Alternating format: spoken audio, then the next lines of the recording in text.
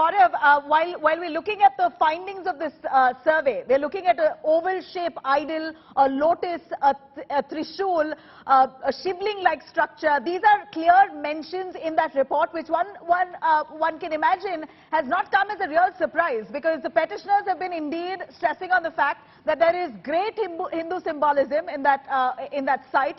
It's very special for the Hindus, and this is the place that they want to worship because they know that there are symbols inside. They want to be permitted to be allowed inside and pray at that spot. So this does not come as a surprise that they've managed to find those symbols along the walls, along those areas, at the basement. But what we see here is that it's not a couple of symbols. There's a host of messages written right on the wall that's very clear to show that maybe a temple was indeed desecrated for a mosque to be built. So it's not one or two. We're looking at least 7, 8 instances that very clearly shows that entire region could have been a glorious temple at one point.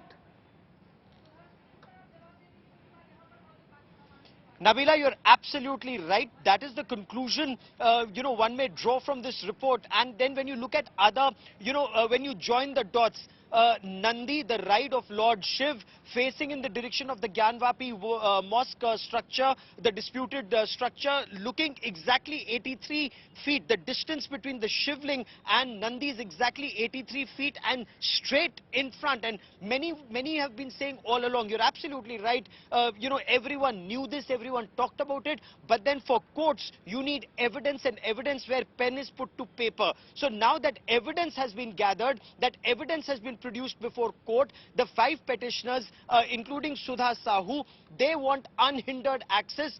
Initially, they said to Sringar Gauri Sthal, where they wanted to pray to Ma Gauri. And, when we spoke to the petitioners, they were saying that they were praying, that crimson color that you were talking about, Nabila.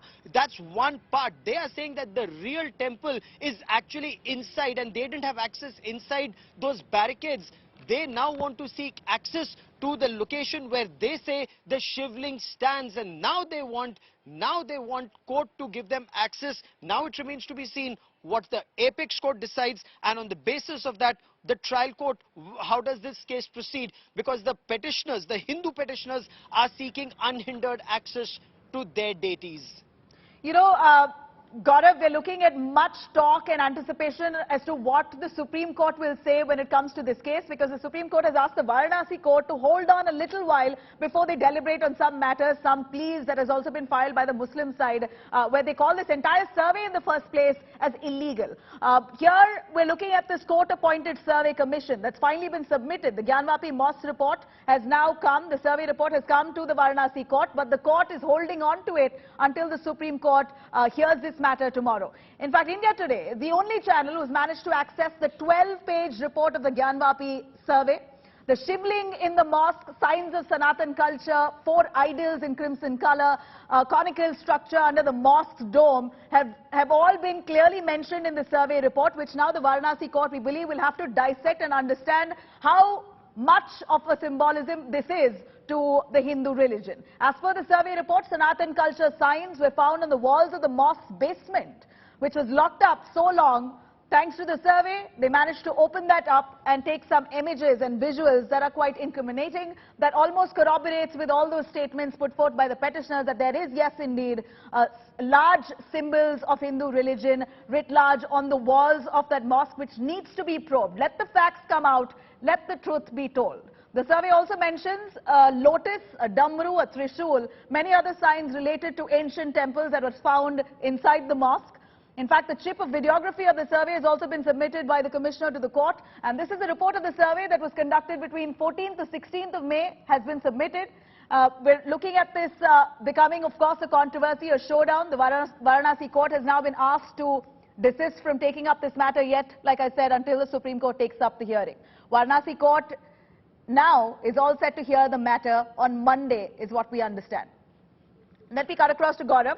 Gaurav, the court was all gearing up and roaring to take up this survey report because it was the Varanasi court indeed that allowed for a survey to take place. Now, we know that this happened after much contention. The Muslim side citing the Places of Worship Act 91, which enforces the religious character of a religious site to remain as it is ever since 1947, ever since independence, challenging that almost, the Varanasi court allowed for a survey to take place inside that mosque. So we know that several of those basement areas, about 4 to 5 locked rooms, were opened up.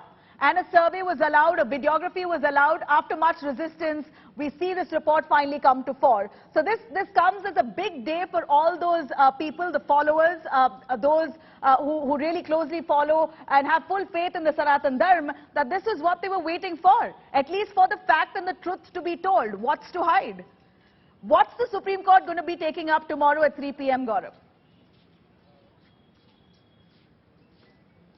So there are many aspects of law on which the Muslim side is pleading. As you very rightly pointed out, they are talking about the Places of Worship Act 1991, which incidentally has been challenged in the Supreme Court itself. Of course, the Hindu side counters that by saying, one, Places of Worship Act does not talk about structures that are more than 100 years old. They're also saying that Places of Worship Act is bad in law because it is in violation of the fundamental right to pray of the Hindus. It violates the Hindus' right to worship and reclaim their deities. You know, why should Hindus, and this is the contention that's been put forward by Dr. Subramaniam Swamy or Ashwini Upadhyay and others who have challenged the Places of Worship Act 1991, saying, why should Hindus be denied their places of worship, including and not just restricted to the Yogeshwar Shri Krishna Janmabhoomi at Mathura and the Kashi Vishwanath temple. And just today,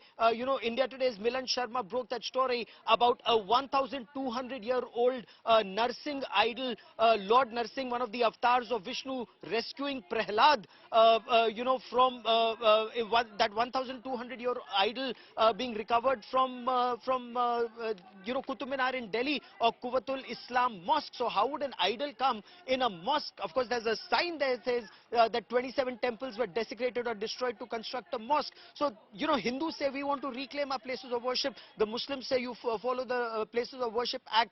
All of this will ultimately have to be decided either by the Supreme Court or the Places of Worship Act needs to be amended by Parliament, where the BJP, according to AIMIM, they say that you have the numbers in Lok Sabha and Rajya Sabha. If you want, remove this act, change this act and do what you want to do. So all of that is now a matter of contention or an issue that will be decided either in Supreme Court or in Parliament.